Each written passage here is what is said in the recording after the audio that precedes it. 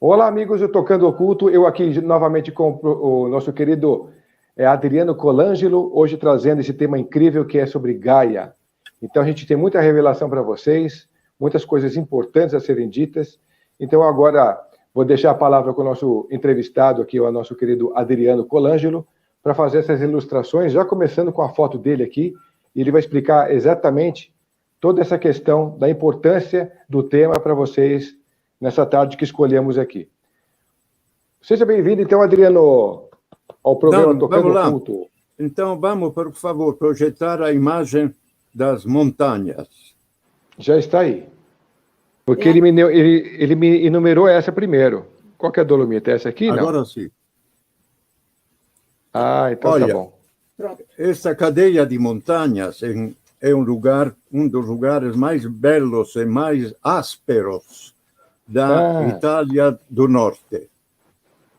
São montanhas pelas quais os habitantes, os alpinos, chamados alpinos, o nome dos Alpes, para fazer alpinismo, subir e tudo mais, é uma tradição que vem desde a criança, para poder não dominar, mas para poder se identificar e usufruir de uma escalada. São montanhas que, vamos dizer, que se você não é alpino, mas você é um bom montanhista, um bom montanhês, né? Você tem que começar a caminhar desde adolescente, porque os caminhos são impérvios, difíceis e de onde se descortinam belezas extraordinárias e austeras. Pode ser que acima de 1000 e poucos metros você depara com um pequeno lago, com uma pequena pradaria cheia de flores, e os habitantes, os pastores e os montanheses são pessoas extraordinárias, de uma gentileza, de uma hospitalidade, e ao mesmo tempo muito fechados em relação à tradição e às experiências bioenergéticas que eles têm entre os penhascos, pelos quais esta tradição bioenergética está ligada a uma fidelidade deles com os representantes dos santuários. Então, por lá, a experiência é dura, é direta e curta, porque você pode subir a 2.500 metros de manhã cedo e almoçar por lá, que tem refúgios, tudo, assim, para fazer uma rápida descrição. Depois do almoço, toma um café e imediatamente tem que começar a descer. Porque quando começa a descer, e quando se inicia o período de tempo posterior às 2 da tarde, o sol continua, é um sol forte, mas começa a se levantar um frio muito acentuado. Então precisa descer sem pressa, tranquilamente, até para chegar nessas matas, nessas florestas de coníferas, de asbestos, de cipresses, e outro tipo de árvores coníferas de forma de cone vertical, onde dentro das matas você pode descer com uma certa tranquilidade, porque a temperatura começa a ficar mais amena até chegar onde está esta igreja. Todo alpino é um espiritualista nato pelas suas experiências tradicionais. Eles seguem a religião católica, mas seguem também certas tradições bioenergéticas, que é importante que eu vou dizer agora, que são traduzidas através de cantos em corais belíssimos, de uma força e de uma expressividade muito grande, onde entre uma frase e outra pode até ser reveladas se revelado certos aspectos do santuário alpino das Dolomitas. Tem um trecho de uma famosa canção, que é La Montanara, né? Que fala que entre os penhascos duros e entre o solo, o céu azul e as pradarias, tem uma cabana dove vive Sereghina, la figlia del sole. Opa, isso aqui é algo sério. Onde mora Sereghina, que geralmente é uma pastora que viveu há alguns anos atrás, mas que provavelmente seja, vamos dizer assim, um deva, um anjo daqueles lugares, um anjo da natureza, um anjo dos rochedos, que se manifestou e que foi captada através de lassù sulle montanhe, lá em cima pelas montanhas.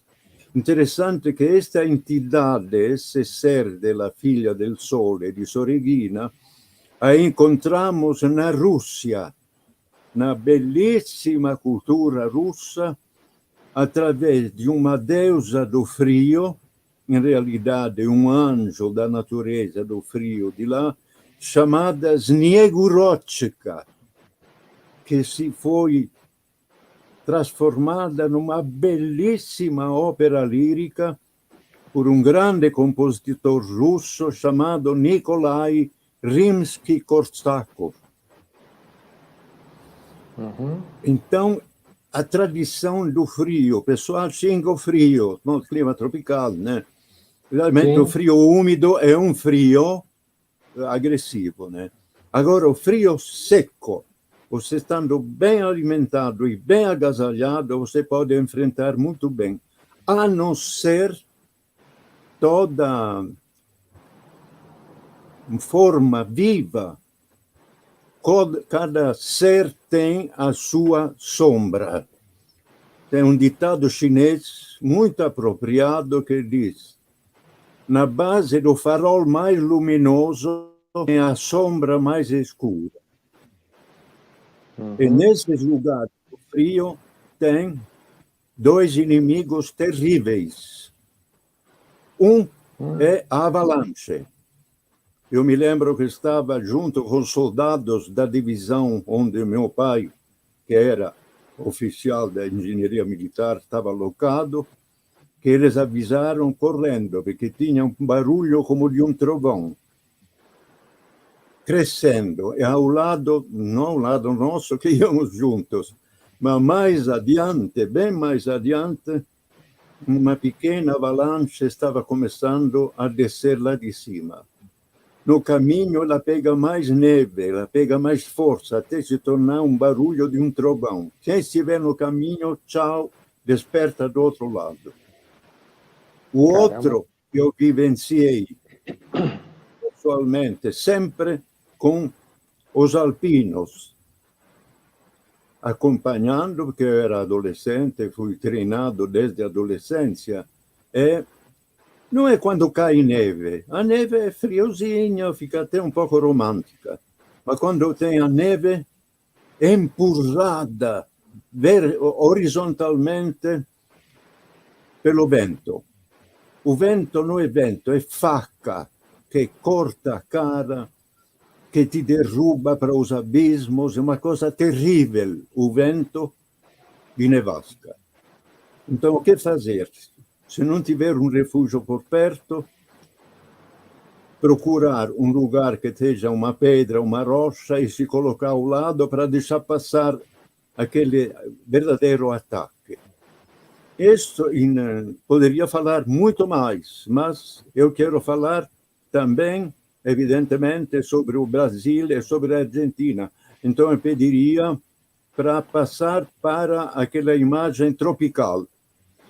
Aqui estamos nos trópicos.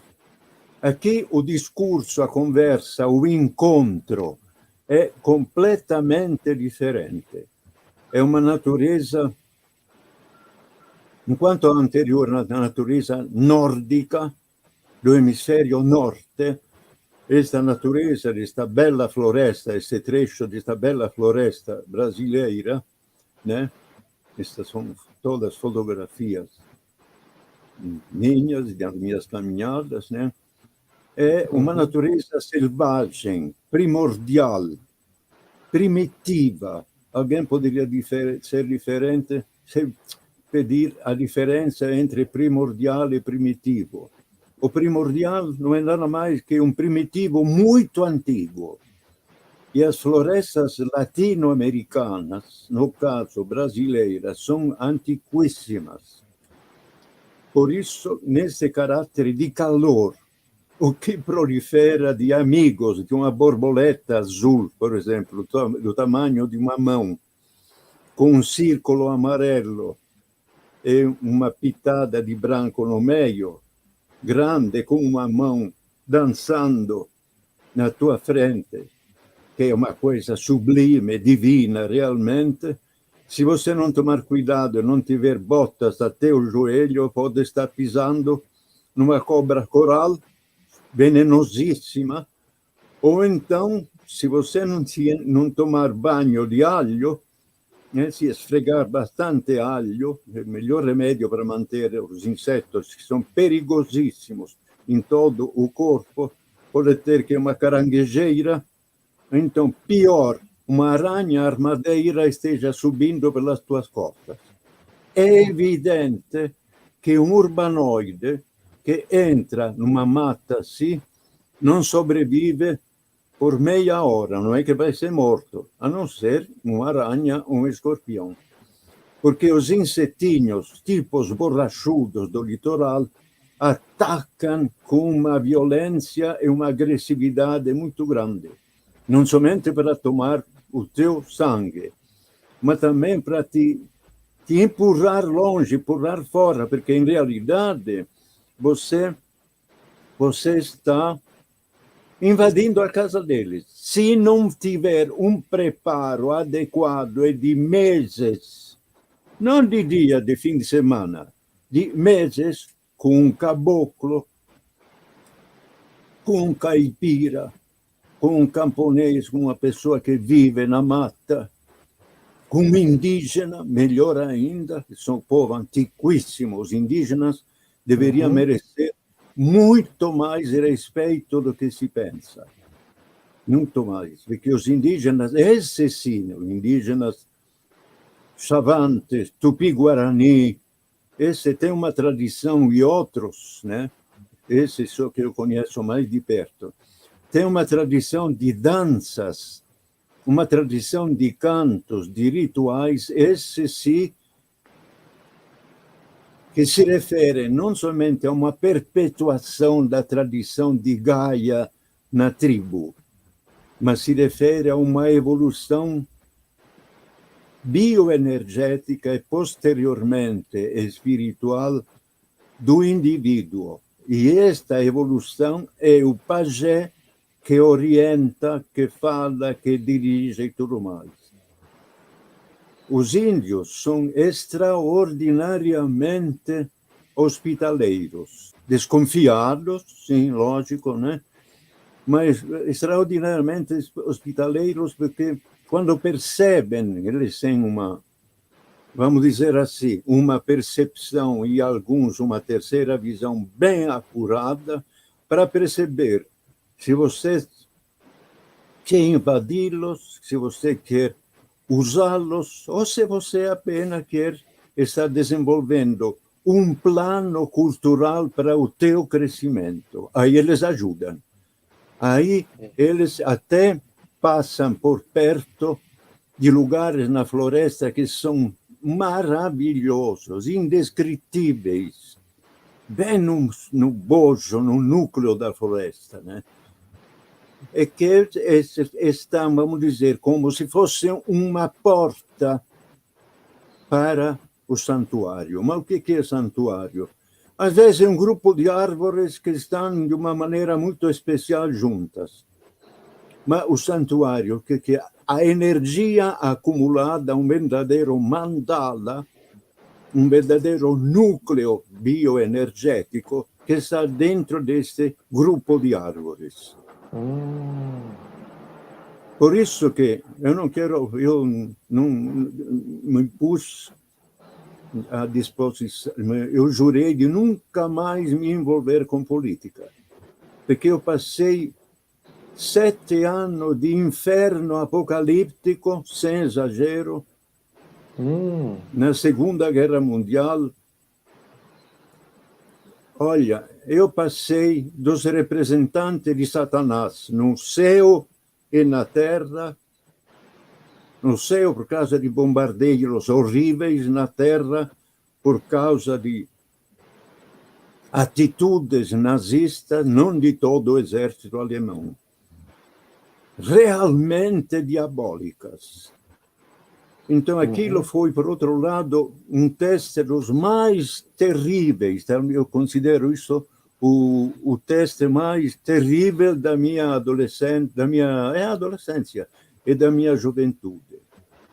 Uma coisa assim que eu vi coisas, Fred, e quem me escuta, que eu nunca vou falar, porque são tão terríveis, tão obscuras e tão injustas, que eu posso entender quem sofreu como eu no meu país e quem sofreu como os judeus naquelas coisas que não quero falar, que eles tiveram que enfrentar e passar.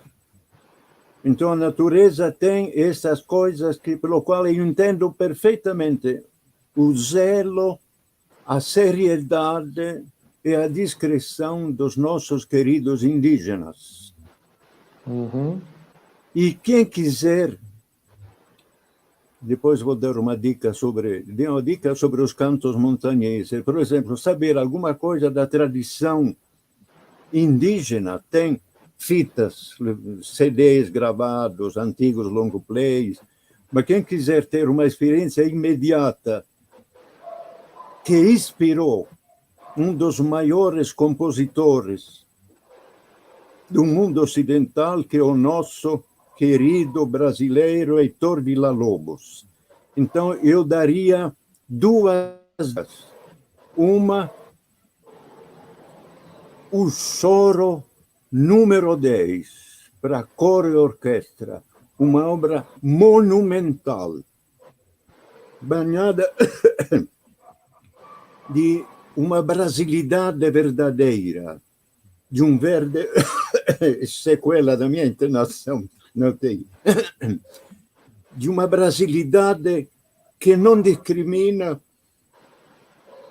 ninguém, mas que apenas se apresenta com a sua força. Isto é a força de um país, como para nós é a Montanara. Isso é a força de um país. É outra parte poderosa do Villa-Lobos, que fala de Gaia e que é imperdível, tanto como o Choro número 10, é a Floresta de Amazonas. Há uma condição dirigida pelo próprio Victor Villa-Lobos e cantada com o canto da Bidu Sayão, a maravilhosa soprano brasileira dos anos 40, 50.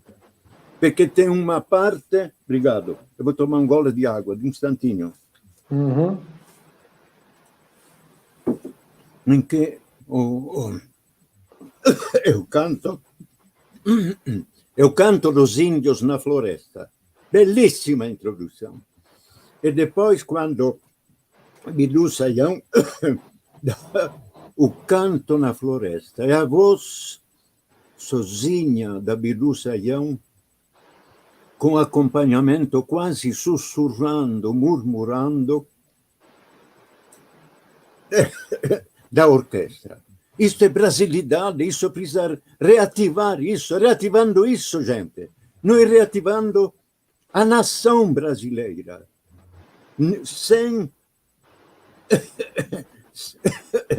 sem naturalmente discriminações raciais ou regionais. Menos televisão e mais Villa-Lobos, gente, pelo amor de Deus. Apesar que a televisão tem coisas belíssimas, Mas a brasilidade tem um outro aspecto imperdível, que é a música mais popular. Pixinguinha. Tem viola enluarada. Já pensou esta imagem de um reflexo de lua nos braços, na mão e no rosto e na viola de um seresteiro? Gente, isto aqui é Gaia que se manifesta através de seus dignos representantes. E o Brasil tem um cabedal extraordinário, um patrimônio fantástico, como o nosso dos cantos alquinos, que é a brasilidade, que de forma alguma pode ser perdida. Não adianta ir para o mato, tirar fotografia e dizer: puxa, eu sou um ecologista agora. Não fale besteira. Não ofenda a gente séria, não ofenda o biólogo que se expõe lá, como dois biólogos que fazem parte de um programa belíssimo, que se expõe a perigos grandes. E me lembro que esses dois biólogos, entre parênteses, um chama Anderson, o outro não me lembro, estão no Recôncavo baiano, estão caminhando a certa hora num rochedo, vem um monstro pré-histórico horrível, uma aranha peluda enorme. Você já pensou, se um tivesse se apoiado a mão, estava morto. Então, a brasilidade é de uma importância extraordinária, sem bairrismo ideológicos políticos que se apropriam de um patrimônio bioenergético, cultural da alma brasileira. Da alma brasileira, que tem outros aspectos de pessoas que eu quero mencionar aqui, de programas para ajudar quem quer se aproximar de Gaia e aprender aquilo que eu chamo de aprender o gaiês, o idioma de Gaia, a gramática de Gaia, com enorme, se aproximar com enorme respeito de Gaia, com as pessoas certas, não com um guruzinho de Araque, não com um caboclo, com um bugre, com um mestre verdadeiro da natureza que possa passar o legado adiante que ele recebeu. E que o Villa-Lobos entendeu e assimilou também. Não vamos esquecer que o Villa-Lobos fez a segunda descoberta do Brasil, porque ele andou pelo Brasil adentro, afora, primeiro com um amigo que se chamava Donizetti. No caminho, Donizetti parece que achou uma tribo de índios, com uma Índia assim imperdível, ele ficou. E o Villa seguiu sozinho, gente, seguiu sozinho, da mesma forma como outra pessoa fez da brasilidade a sua bandeira, que foi o general Rondon, que fez uma segunda descoberta no Brasil, de onde, numa época que não me lembro qual era com precisão, tinha uma iniciativa do governo fantástica, que era Operação Rondon. Levar um pouco de conhecimento, um pouco de odontologia, um pouco de remédio, um pouco de para as tribos do interior. Então, eu queria mencionar, antes de passar para a Argentina, né, queria mencionar e indicar dois programas imperdíveis. Repórter Eco, da TV Cultura, onde tem uma jornalista brilhante que dirige o programa, que é a Márcia Bongiovanni, programa da mais alta seriedade e da mais séria informação. Para quem quiser enveredar pelo caminho de Gaia e aprender o gaiês, assistir a esses programas quase sempre de domingo.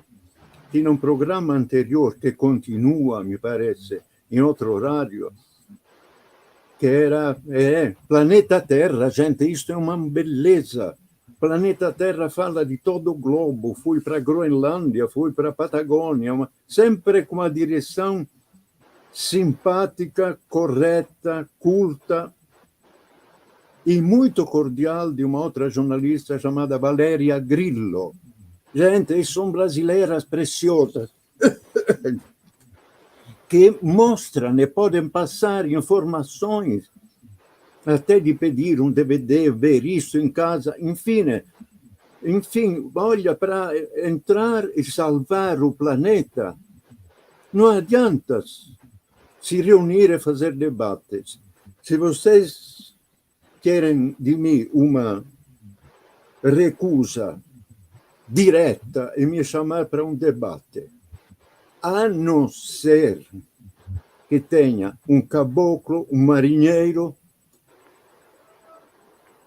um antropólogo, um biólogo, gente de formação científica, porque é gente que tem uma base séria, que é a observação e o detalhamento científico. Aí sim que eu poderia eventualmente contribuir com minha vivência num outro sentido bioenergético, porque senão debate onde cada um acha que a opinião dele, de famosos debates acalorados, é melhor que a outra, olha, eu tenho horror disso porque não se leva a nada, a não ser o lado político, a sala de planejamento social, aí é outra coisa.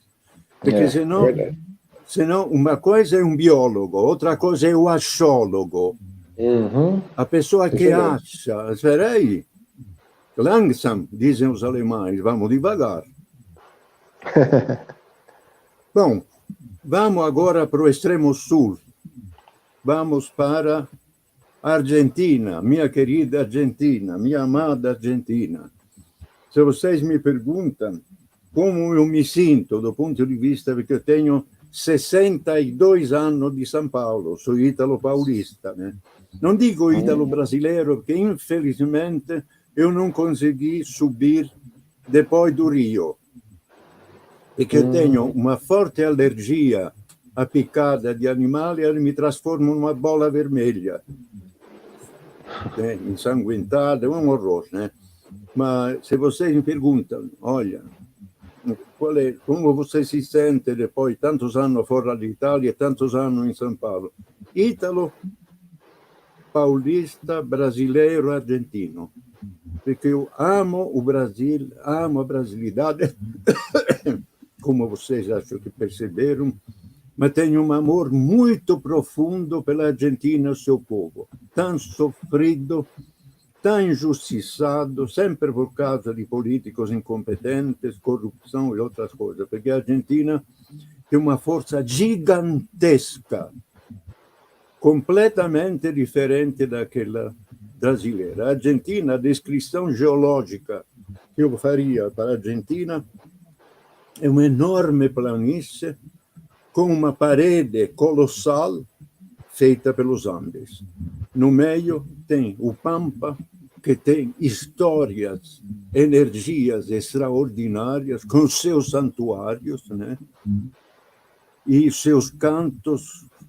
Até tem um compositor que seria quase um pouco como o Villa-Lobos argentino, que é Alberto Ginastera, que, entre outras obras muito importantes, ele escreveu um ballet chamado Estância, que é uma beleza sobre o canto e a dança dos camponeses, dos gaúchos, uma coisa envolvente, uma coisa fantástica, lindíssima, que seria interessante conhecer para começar a ampliar, né, o conhecimento do gaiês, do idioma de Gaia.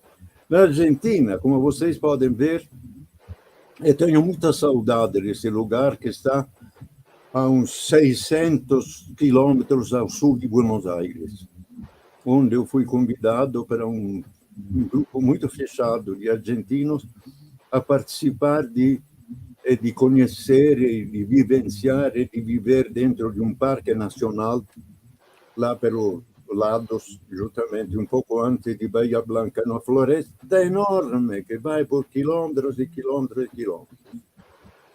Então, entre uma clareira e outra surge esta flor, que é alta 1,50 m, não, 1,50 m, 1,20 m, cheia de espinhos, mas que a flor é de uma suavidade, de um aroma delicadíssimo, chama de cardo. Agora, a natureza bioenergética da Argentina é diferente.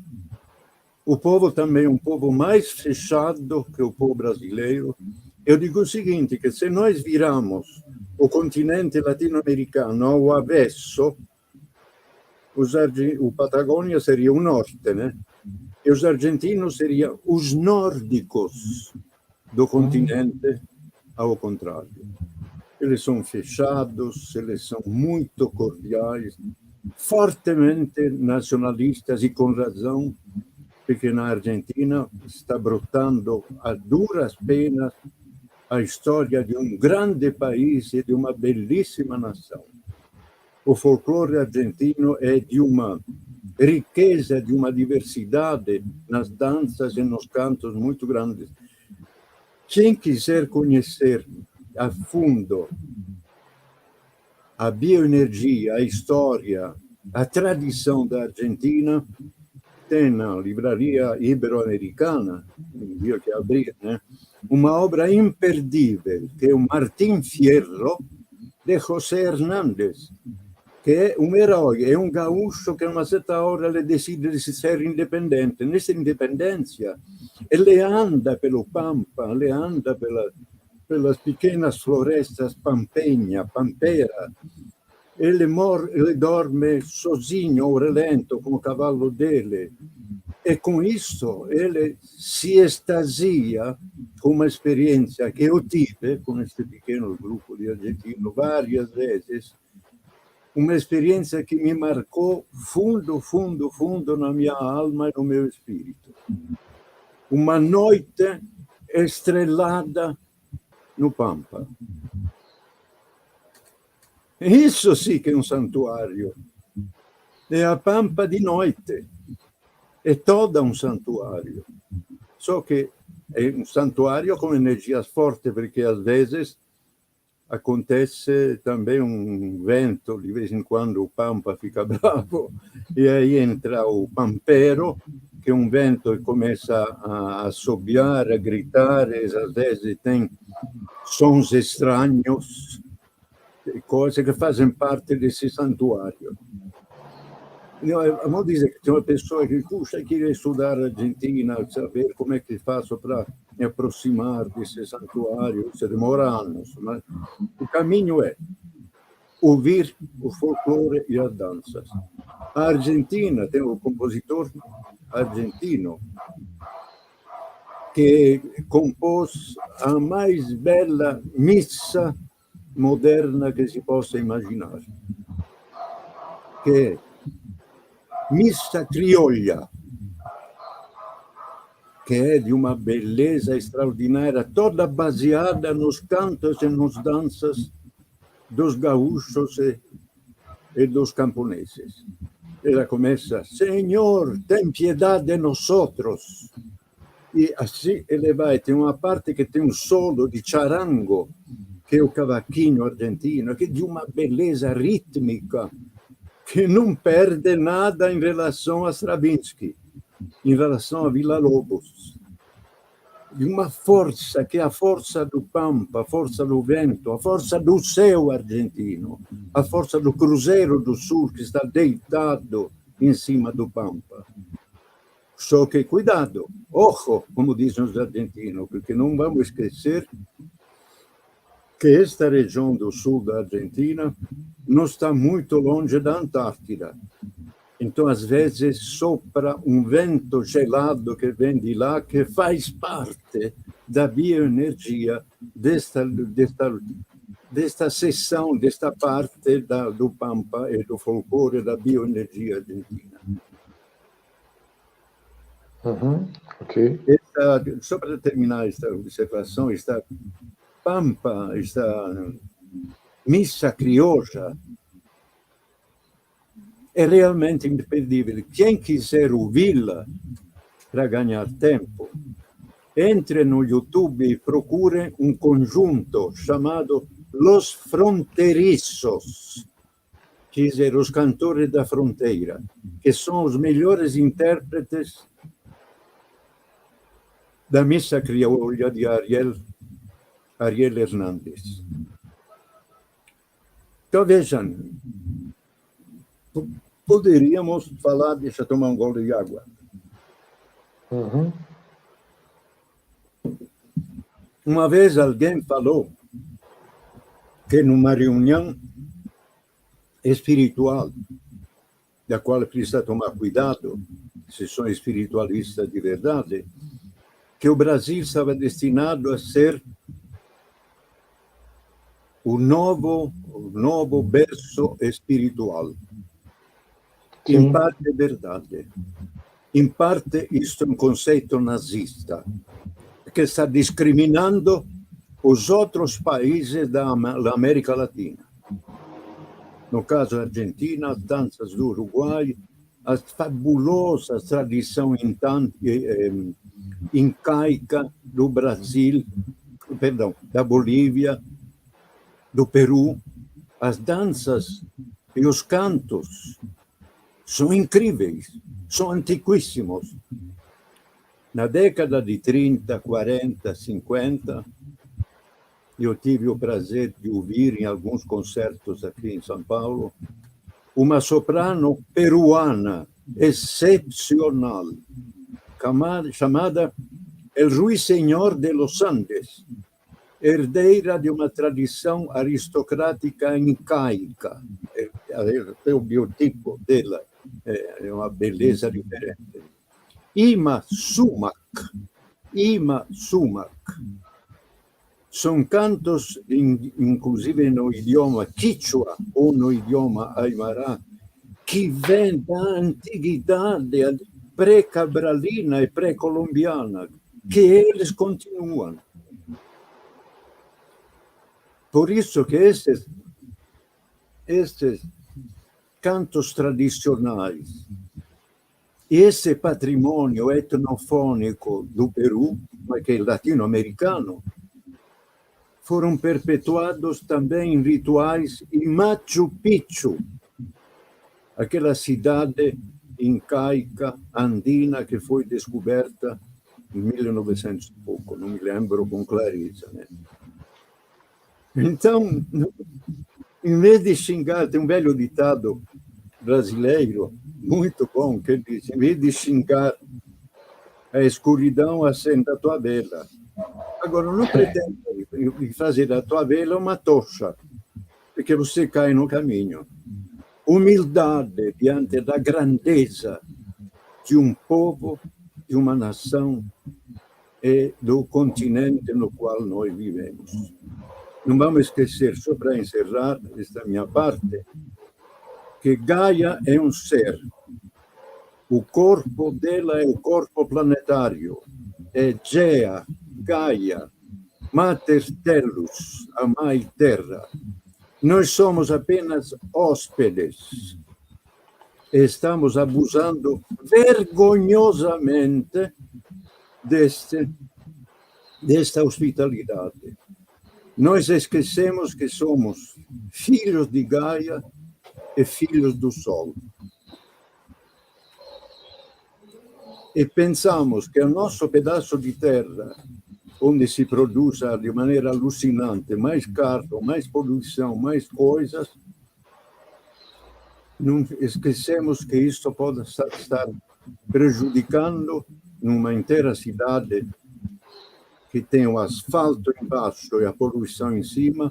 Estamos machucando uma parte da pele, do corpo da nossa mãe, da nossa grande mãe.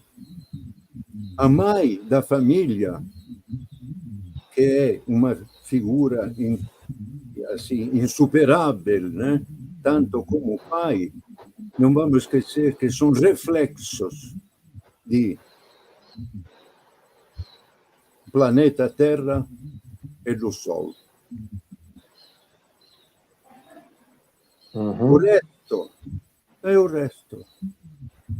Não se deve negar para não criar desemprego, tudo, os extremos de certos esotéricos e espiritualistas, precisa fechar a indústria, puxa, precisa acabar com isso, olha, escuta, uma indústria que tem 20 empregados, tem família com mais de 20 pessoas, são 20 pessoas que vão morrer de fome.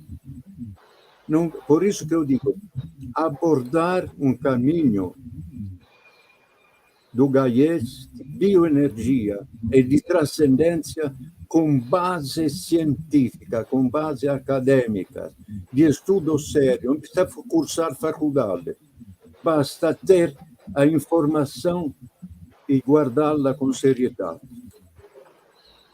Fred, se quiser, pode abrir. Ok. Bom, excelente a sua explanação aí, realmente eu fiquei aqui só ouvindo o senhor aí deixar os seus registros pelas passagens aí, que foram muito especiais, com certeza. Mas eu queria saber do senhor quais são os santuários que o senhor conheceu que valem a gente ressaltar aqui, os portais dimensionais que o senhor conheceu também, nas passagens, nas suas andanças. Os santuários estão espalhados por aí e alguns estão não apagados, estão hibernados.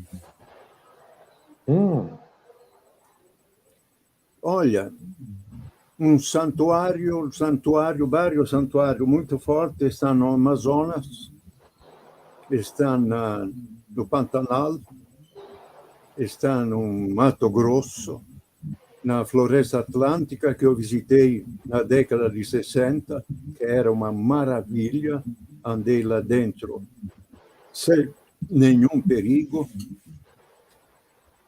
E estas bioenergias, com o avanço do famoso progresso, elas se retiram e deixam uma terra meia morta, sem pássaros, sem flores, sem árvores, para um homem ocupar com seus rebanhos. É certo isso? Tem um belo ditado que diz: para brilhar a tua estrela, não precisa tentar apagar a minha. Os santuários nas Dolomitas e nos Alpes, eles são abertos ao turismo. Eu acho que um certo tipo de turista é uma figura muito letal, muito negativa, porque ele invade, ele quer saber, ele quer fotografar, ele quer... Se você abre para um santuário e quer entrar lá dentro e fotografar tudo, para que essa fotografia, se lá é um santuário de Gaia, não somente de um montanhês ou de um caboclo, é coisa da igreja dele, é a catedral vegetal, é a capela vegetal. Então não incomode, porque uma coisa, eu aprendi a não ter medo na guerra, Fred. Uma coisa eu tenho receio, que um dia Gaia perca a paciência e comece a desencadear o inferno em cima de nós. Não é um submarino atômico contra um tsunami. Não adianta mandar helicópteros armados com ogivas nucleares diante de uma avalanche, que a aldeia desaparece do mesmo jeito. Então, eu vejo tudo isso como uma ingratidão colossal do ser humano para com Gaia e um desvio de rota. E Gaia não vai permitir mais que esse desvio de rota continue. Ele vai ser corrigido, isso eu tenho medo. Porque estar a poucas centenas de metros de uma avalanche, como foi nos Alpes, você percebe, não é que você é nada, você é super nada. Com a sua microscópica estatura diante de um colosso que pode te matar. Então, os santuários, eu não desviei da tua pergunta, mas os santuários podem ser eventualmente abertos somente para aquele que está a fim de conhecer mais, não de ser uma notícia a mais no programa televisivo. Perché io pessoalmente mi orgoglio di nunca ter traído ninguém, nunca ter prejudicado ninguém, nunca di ter abbandonato ninguém e di non ter dado peso e valore à minha palavra. Para os santuários que eu conheci, que eu vi, eu dei a palavra para aqueles irmãos superiores e não revelar isto nunca. Comecem com o conhecimento. Comece com as informações, com esses programas, com a ciência das universidades. Nesse sentido, o Brasil tem, inclusive eu vi que em programa em televisão, que tem estudiosos, pequenos jardins zoológicos, de pessoas de altíssimo valor moral e cultural, que estão salvando, recuperando pequenas matas, são heróis anônimos. Estes podem ser de ajuda para indicar o caminho que daqui a alguns anos possam estar perto, pelo menos, de santuários. Antes, em primeiro lugar, eu não revelaria aquilo que eu vivenciei, não revelaria para ninguém, a não ser para um grupo fechadíssimo de pessoas e amigos e alunos meus, e digo alunos que eu pratico as artes marciais, justamente para a transformação do corpo, não para dar porrada em alguém, nada disso, né? Tanto que eu sou faixa preta, primeiro dan do taekwondo coreano de combate, não aquele das Olimpíadas, de combate com a perna, cotovelo, braço, soco, que eu treinei durante 8 anos. Eu poderia dar aula de taekwondo em todo lugar do mundo, porque pratiquei, ganhei com meu filho Rafaelo, juntos tomamos a faixa preta para dar uma estrutura, uma solidez a meu filho, me parece que está me ouvindo, e eu fazer a transformação do meu corpo, porque o meu corpo de europeu, embora o italiano tenha cintura solta bastante próxima com o brasileiro, basta ver o futebol, né?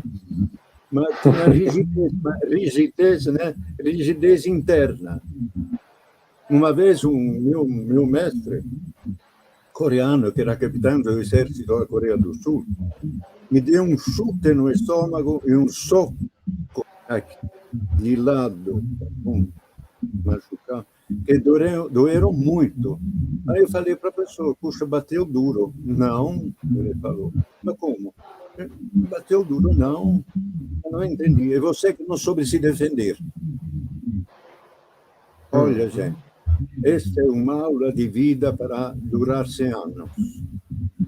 Claro, porque se você se queixa que o cara te passou a perna, é você que se abriu para ele te garfar, falando o português coloquial. Então, se eu posso ser útil nessa entrevista para alguém que possa querer saber, santuário, esqueça. É alguma coisa de futuro. Se decidem seguir para esse sendeiro. É uma trilha dura, espinhosa, mas onde tem na frente o sol que te ajuda nos teus passos e a terra que te protege com o seu abraço. Aí sim. Alguma pergunta? Sim, Adriano, temos aqui uma pergunta. O Edson fala assim, será que Gaia já não perdeu a paciência? Como? Será que Gaia já não perdeu a paciência? Gostei da pergunta. Gostei da pergunta. É uma pergunta direta, objetiva e oportuna. Fred, e quem fez a pergunta, Deus queira que não. Deus queira que não. Uma vez eu tive uma experiência numa praia da Argentina com um dos meus superiores, não militar. O mar, a água estava assim, um oceano enorme aberto na frente, né?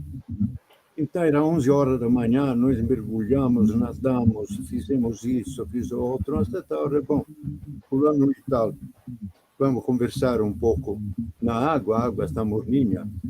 Fred levantou uma parede de uma hora para outra, de uns 4, 5 metros, uma onda única, estranha, na nossa direção. Eu que aprendi com os marinheiros e o instrutor também. Olhamos, e ele falou rapidamente que aquilo ia ser um tipo de batismo, mas para saber como agir. Como nós fizemos? Mergulhamos e fomos rente à areia. Aquela avalanche passou em cima. Passou em cima e nos modificou sutilmente, porque aquela avalanche era uma carga de energia que um santuário lá na frente do oceano mandou para nós. Não porque nós, naquele momento, fomos privilegiados, que seria arrogância, mas porque naquele momento a gente precisava de um reforço do mar, e o reforço foi dado, mas não através de uma ondina dando beijinhos, de uma sirena, até talvez até de um soco no estômago, como numa arte marcial. Por isso que, de um lado, eu sou artista plástico, bem de renome, em escala. Só para dizer, eu tenho uma coleção das minhas obras num museu muito famoso nos Estados Unidos, né? Então, eu tenho uma carreira de artista também. Isso eu falo de vez em quando, porque eu não quero fazer alarde de mim. No momento oportuno, eu falo de mim. Mas, olha, são ensinamentos, são experiências, são vivências que dá para escrever um livro. E tem editoras belíssimas no Brasil, em São Paulo, para escrever. Aí, Fred, eu te pergunto, quem vai ler hoje em dia? Exatamente. Não é que o editor discrimina, ele diz, não, mas isso não sei o quê. O editor tem que vender, se não vende não se sustenta, não se sustenta, manda embora os funcionários, precisa ser muito prático, né? E quem é que vai ler? Mas pode fazer uma pequena edição, e a distribuição de 500 exemplares, para 2, 3 livrarias, não é negócio. Hoje em dia, o business, felizmente ou infelizmente, é uma realidade. O marketing é uma realidade que precisa ser encarada com inteligência. Olha, eu não esqueci a colocação, se Gaia vai perder a paciência. É quando eu paro, porque estou refletindo. Eu vou tentar dourar um pouco a pílula. Se as pessoas que sobrevirem, chegar a sobreviver a esta terrível provação que é o coronavírus, pela qual eu passei 21 dias internado, 18 dias, eu me livro, né? 18 dias na UTI e 2 dias num apartamento. Se não superar lutos, famílias, perdas, e entrar no desespero, em um certo sentido, é pior. E não perceber que este fortíssimo choque é um aviso para cada indivíduo, cada nação, mudar. Não fazer mudar o modelo econômico, mudar e começam as ideologias, não mudar fazer uma nova social-democracia. Se vocês me perguntam qual é o teu partido, a social-democracia da Escandinávia, o equilíbrio entre as elites e o povo. Isso é possível, sem ódio, sem nada. Se o ser humano não se renovar, se voltar a fazer as pazes com Gaia, fazer as pazes dentro de casa com o pai, às vezes o pai é odiado, fazer as pazes com a mãe, às vezes a mãe é ofendida, e fazer as pazes com Gaia, com Terra e o Sol, o universo e a divindade, ai, ai, ai, a humanidade pode correr perigo. Porque não dá para aceitar esta destruição constante, não somente do brasileiro, os políticos, e xinga assim, né, que tem suas culpas, mas também tem suas virtudes, tem coisas boas no meio, né? Mas o universo inteiro, como se diz, desta loucura de ódios entre um país e outro, no Oriente Médio, esse golpe de Estado lá naquele lugar do Sudoeste Asiático, onde volta a repressão militar batendo em popular, isso tem que acabar, olha, tem que sentar e conversar, sem olhares atravessados que possam despertar novamente o ódio do outro. Se não for por esta mudança, eu tenho muito receio que o coronavírus possa voltar, continuar com ataques cada vez mais violentos. O nosso governador, João Dória, fez uma comunicação muito séria que está na página de rosto do Estadão. A situação é gravíssima. Não é questão de ser pessimista ou de ser negativo, de encarar esta guerra terrível que nós temos com a nossa nação, com o nosso planeta, com nós mesmos.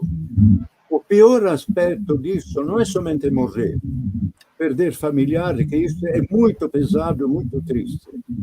Mas se nós não vencermos a guerra interna que nós estamos querendo enfrentar, precisa se transformar, não adianta. É isso. Alguma outra pergunta? Isso mesmo. Não. Eu vou finalizar com uma pergunta para o senhor, pessoal. A gente tem algumas pessoas colocando seus pontos de vista aqui, né? Que são como muito não legais. Estou ouvindo? A respeito... Tem pessoas colocando ponto de vista aqui, falando, por exemplo, o Anderson falou sobre as aventuras de Raul Seixas na cidade de Thor, tal, que ele eu não estou entendendo, não estou ouvindo bem. Aqui. Eu vou fazer a pergunta para o senhor aqui. Não, aqui tem pergunta porque está escrita que eu não estou conseguindo ler. A pergunta. Fala. Eu só coloquei aqui um trecho da música que eu acho que é interessante. As aventuras de Raul Seixas na cidade de Thor. Aí o Raul Seixas canta, né? Boliram muito com o planeta. E o planeta com o cachorro, eu vejo, se ele já não aguentava mais as pulgas, se livra delas num sacolejo. A Terra é capaz de fazer isso, né? Sacolejar mesmo. Eu não entendi. O Adriano, eu vou fazer uma pergunta minha aqui. Eu queria que você dissesse um pouquinho sobre o que você encontrou nesses santuários como os portais dimensionais, a importância que existe nesses portais. Existem mesmo seres que vêm de dentro da Terra para fora, passar o seu recado, a sua tônica de evolução. Como é que o senhor vê essa questão aí das divindades, das hierarquias, atuando conosco através dos portais dimensionais aqui na Terra? Você entendeu? Não. Olha, me parece que eu entendi em parte. Senão eu faço de novo. Eu falo de novo. Se o senhor quiser, eu falo de novo. Eu perguntei sobre como o senhor vê os portais dimensionais, a relação que existe entre os seres de hierarquia que saem do mundo interno, intraterreno, vêm para fora deixar o seu recado, e qual é a relação que existe com toda a Gaia, né? A importância que existe na sua visão. Você entendeu? Olha, a pergunta é essa, a relação de Gaia com os santuários e com as pessoas. É isso? Com os portais dimensionais. Portais emocionais. O que é isso? Portais. Como? Dimensionais.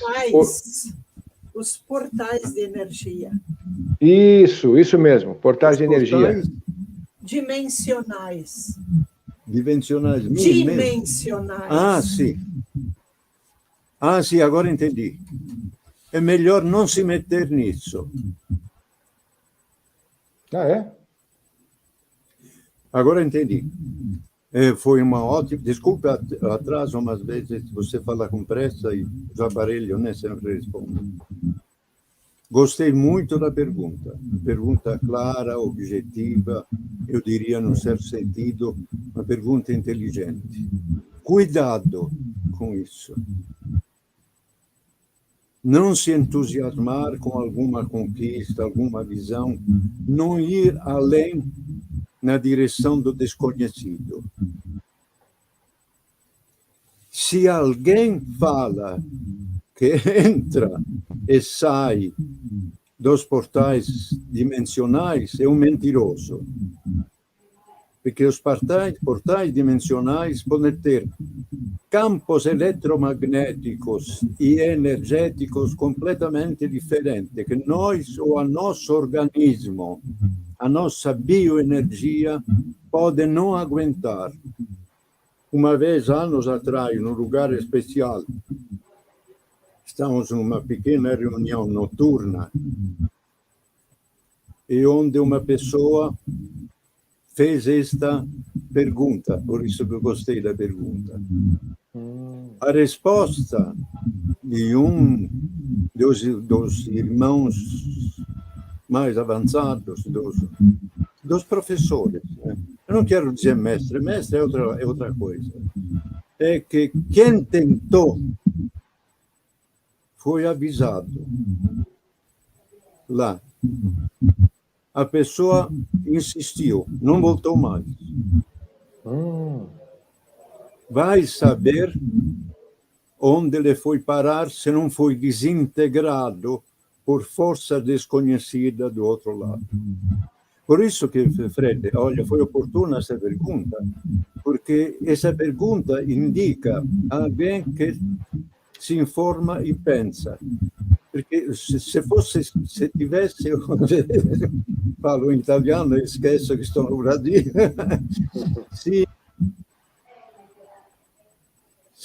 se tivesse rispondido per una pessoa appena curiosa, possibilmente non dormia stanotte. Perché destes portais dimensionais perigosíssimos, não ruim, negativo, de um mago negro que quer levar a tua alma para o inferno, não é isso. São campos energéticos completamente diferentes, e como tais, misteriosos e desconhecidos. Agora, você entende, porque no começo eu pedi para você a gentileza de não aceitar perguntas curiosas. Porque além de ser uma invasão da privacidade minha, como de qualquer outra pessoa, pode dar uma resposta que a pessoa, em vez de dizer não vou entrar num grupo dimensional, ele entra e por curiosidade vai para frente. Não para em tempo. Uma coisa é o conhecimento. O conhecimento tem que ter como meta o saber universal, partindo do saber regional e nacional. Claro, né? Aí os passos são seguros, sobretudo porque você tem o teu respaldo, ou uma escola iniciática, ou um ou dois mestres ou professores ou instrutores, dentro de uma hierarquia evolutiva. Por isso que eu não quero ser deselegante de criticar ou de emitir opiniões que seriam inoportunas. Mas, às vezes, eu fico surpreendido de pessoas que dizem que têm contato com outros seres, com seres extraterrestres. Pode até ser que isto exista. por pessoas de respeito, por pessoas, quem sabe, que foram escolhidas. Agora, nisto existe também eu quero dizer com clareza, uma certa dose de má-fé de mostrar um poder inexistente, porque ou então, pior, ele está abrindo, sim, para extraterrestres de linha negra, de poder de destruição, porque o universo tem a luz e tem a sombra. Não vamos brincar de aprendiz de feiticeiro. Vamos seguir ou sendo um bom católico, um bom cristão, ou um bom evangélico, um bom esotérico budista, porque eu respeito muito o budismo. Passar um tempo no mosteiro franciscano, de gente assim que tem uma meta e domina a bioenergia daquela ordem religiosa. Mas não se meta numa ponte que pode quebrar no meio e te levar no abismo. Cuidado. Esse caminho de Peabiru, o senhor tem alguma notícia a respeito? Como? O caminho de Peabiru. Ah, sim. Eu ouvi falar, é interessantíssimo, segui umas trilhas e parei. Porque o caminho de Peabiru chega até os Andes. E não tive o tempo útil para passar 3, 4, 5 meses, né, para continuar e ter um outro tipo de iniciação andina que, infelizmente, eu não pude ter porque problema um pouco de altura, de respiração. Eu cheguei na Itália até 2.000 e poucos metros, mas tinha 18, 20 anos, os pulmões eram outros, né? O caminho de Peabiru é uma coisa muito séria. Eu lamento dizer com pesar que faz 2 meses que faleceu um grande amigo meu, uma pessoa extraordinária, que se formou na Universidade Livre Ideais Unidos, que eu fundei na minha vila da Barra Funda na década de 60, e se transformou num ótimo arqueólogo brasileiro, com livros publicados, uma pessoa muito séria, Luiz Galdino. Luiz Galdino, infelizmente, nos deixou. Tão sério, mais aprofundado na arqueologia, tanto quanto Aurélio de Abreu. O Brasil tem pessoas de grande valor. Gente, precisa começar a desovar, publicar, ver os livros. Esse é um brasileiro que fez, então vamos publicar. Vamos educar na brasilidade os nossos jovens. A juventude está perdida, está desorientada. É só tecnologia, tecnologia. Eu não rejeito a tecnologia, eu uso a tecnologia. Eu, inclusive, eu faço trabalho com pirografia, fogo, né? Com um pirógrafo industrial, que é uma caixa que parece quase um lança-chamas. A tecnologia salvou a minha vida na UTI, sem dúvida. Somente que não vamos exagerar. Todo exagero é defeito. Mas, assim, portas multidimensionais, eu volto sobre isso. Tome muito cuidado. Olha, certo. Eu vou dar só uma informação que é importante. Me sinto à vontade para esta pessoa que perguntou, e você, que dá para revelar. Um dia eu estava numa grande cidade do continente latino-americano. Não, eu estava com uma pessoa que vivia neste continente, nessa grande cidade. Não me perguntem qual é, porque é questão de discrição. Ele estava num ponto de ônibus e encontrou um casal que estava seguindo bastante neste caminho, pesquisa, até com instrumentos científicos, mas sem o apoio logístico e prático de cientistas.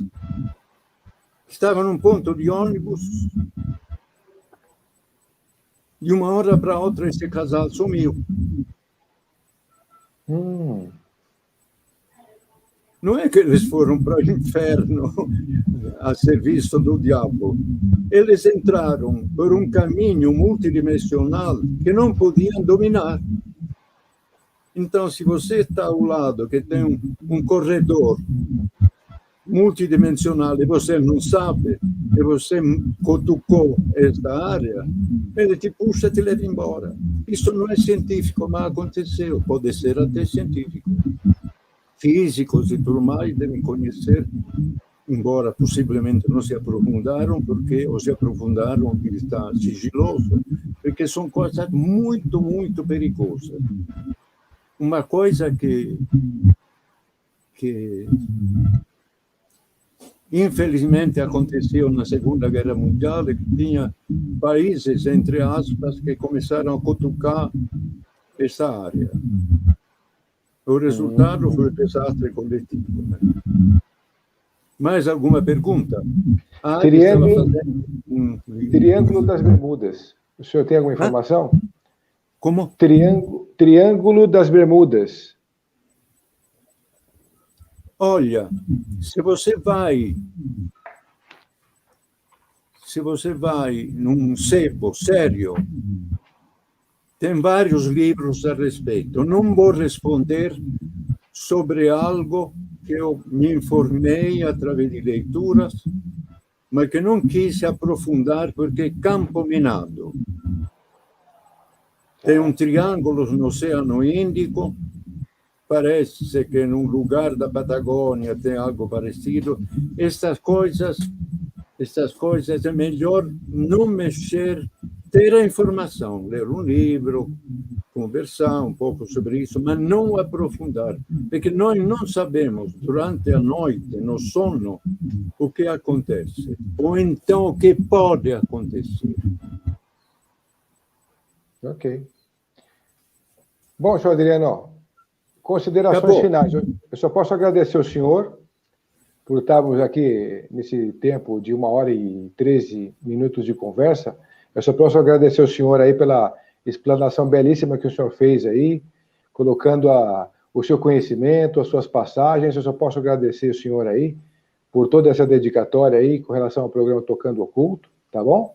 E deixar as suas considerações finais aí com o nosso público, por favor. Tá bom. Fred, queria ter fora, online, mais uma palavrinha contigo, mas offline. Tá bom. Pode ser? Pode. Mas então eu posso encerrar aqui? Eu vou encerrar então, tá bom? Vamos encerrar então, tá bom? Não entendi o que eles estão falando. Vamos encerrar. Como? Eu vou encerrar agora o programa, então. Vou finalizar aqui, tá bom? Sim. Vamos encerrar aí, porque eu quero ter uma palavrinha depois. Tá bom, então. Tá bom, certo? pessoal, obrigado a todos, então, aí pela... Obrigado a você, Fred. Obrigado ao público. Tchau, tchau. Tchau, tchau. Obrigado, gente.